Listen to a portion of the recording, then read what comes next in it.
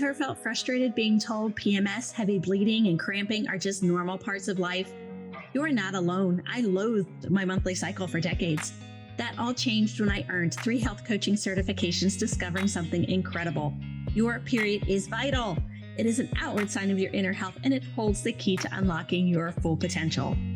I've been there battling heavy, painful periods, and I turn them into cycles with minimal PMS and cramping. Today, I'm on a mission to share that information with you. Pour a cup of your favorite drink, get comfy, and grab your headphones as we embark on a candid and empowering journey of self-discovery. Together, we'll demystify menstrual cycles, explore cyclical living, delve into natural birth control, and guide parents through those crucial period talks with tweens and teens. It's time to break the taboo around menstruation and embrace the wisdom it holds. I'm your host, Heather Allmendinger, and this is the Embracing Flow podcast.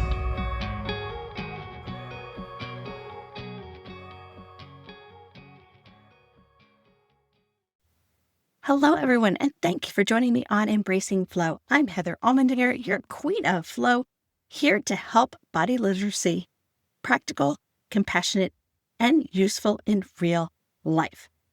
Today, we're exploring a big idea, how cycle awareness can strengthen relationships across every life stage, from the first period to perimenopause and menopause. We'll connect the dots between health literacy, empathetic communication, and relationship resilience, and I'll share simple steps couples and families can use right away. This episode draws on research about adolescent menstrual health education, couple communication around fertility awareness, and what happens to relationships during the menopausal transition. I'll also touch on what the data says about education and divorce trends, and how being informed may ripple into relationship health. Spoiler, we don't have a randomized trial that says cycle awareness lowers divorce, but we do have solid clues you'll want to hear. Just a quick note, nothing here is medical advice. It's all education. Please talk with your medical clinician about your specific situation. Before we get too far, let's define some terms quick. Tracking is jotting down dates when a period starts or ends, where charting is a pattern spotting across signs like cervical mucus, basal body temperature, sleep and mood shifts, energy, and symptoms. Charting turns a calendar into a map. This matters for relationships because charting makes the invisible predictable and the personal shareable. It gives language to talk about what's happening this week without shame or blame.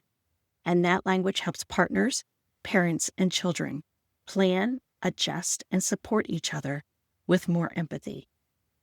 In adolescence, major medical groups even consider the menstrual cycle a vital sign, a health indicator we can notice and respond to. The American College of Obstetricians and Gynecologists explicitly recommends using the cycle as a vital sign in girls and teens to guide early appropriate metabolic care. We often teach the biology of periods, but we miss the skills of cycle awareness. Thankfully, that's changing. New work in education underscores that better, earlier, more inclusive teaching reduces stigma and improves comfort and help seeking.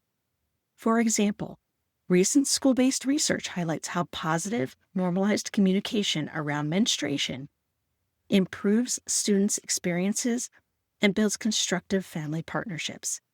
And just this week, a University College London study argued for teaching menstruation in mixed-sex settings to reduce secrecy and misinformation, so boys grow up as allies rather than bystanders.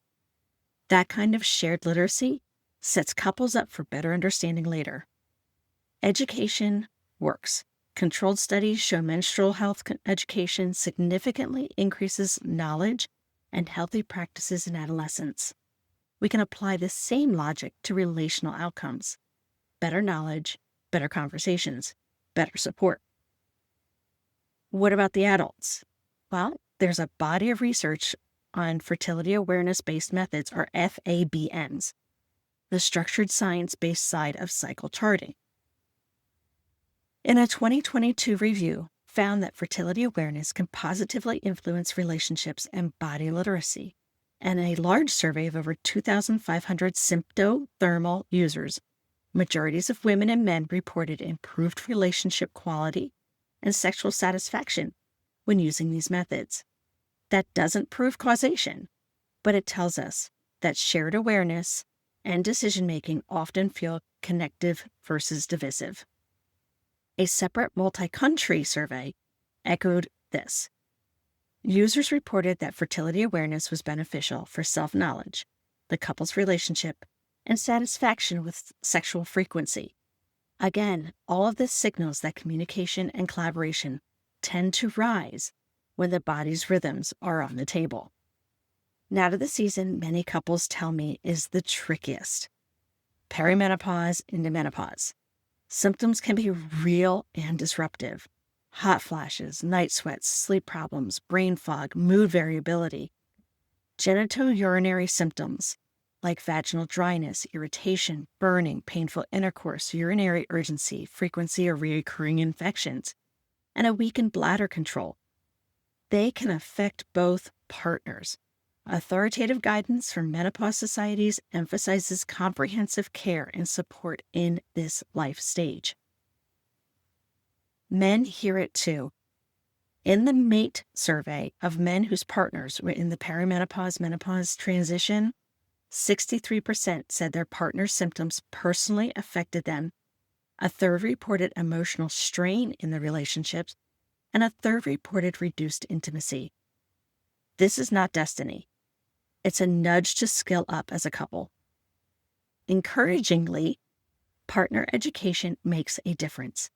A randomized study found that teaching husbands about menopause improved their wives' marital satisfaction, which suggests that empathy plus understanding is a powerful intervention you can practice at home.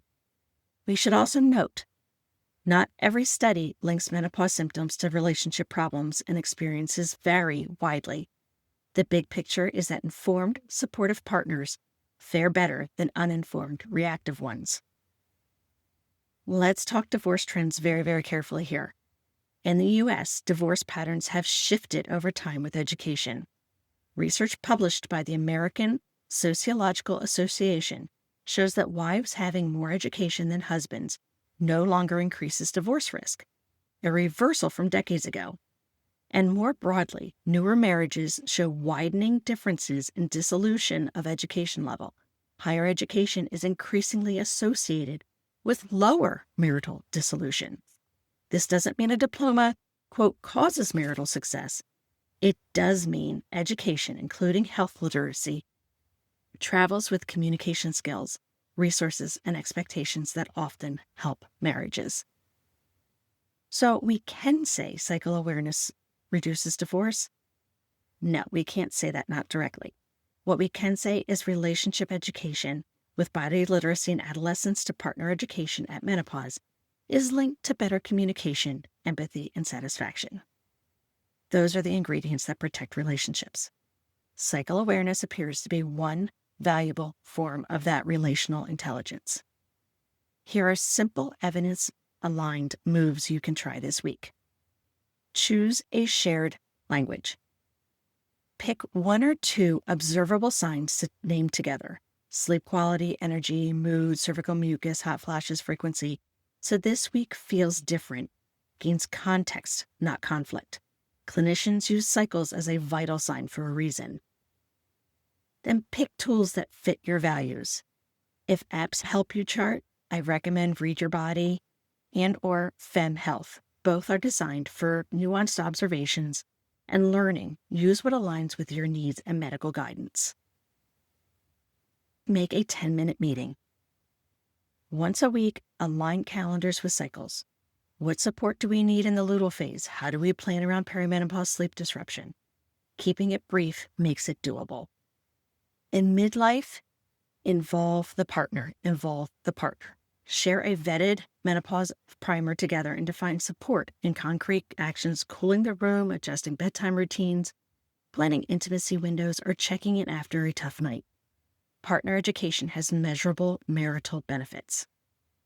Normalize help seeking. If symptoms impair quality of life, consider evidence-based therapies with your clinician, lifestyle changes, pelvic health, physical therapy, and when appropriate, menopausal hormonal therapy, clinical guidance. Authoritative menopause societies publish practical care recommendations you can bring to appointments. Imagine if students learned early that cycles are a vital sign and that awareness fosters empathy, not embarrassment. Research shows education reduces stigma and improves knowledge and practices. Recent calls for mixed-sex teaching underline how shared understanding benefits everyone. This is low-cost, high-impact prevention for relationships and well-being down the line. If you lead a school, youth program, or employee wellness initiative, consider bringing in-cycle and menopause literacy as relational skills training. It supports health, engagement, and a more humane culture at home and at work. Cycle awareness isn't just health trivia. It's a relationship skill, a way to turn mystery into maps and frustration into teamwork, from those first conversations in adolescence to the profound transitions of perimenopause and menopause. If this episode landed for you, share it with a partner, friend, or teacher. Start a 10-minute weekly check-in and see what changes. And if you'd like me to bring this training to your school, youth group, or organization, reach out. I'd love to help. Thank you, listeners, for spending your time with me today. If you found a nugget of wisdom or a moment of empowerment, my mission is accomplished. Do you know someone who could benefit from this information? Please share Embracing Flow with them.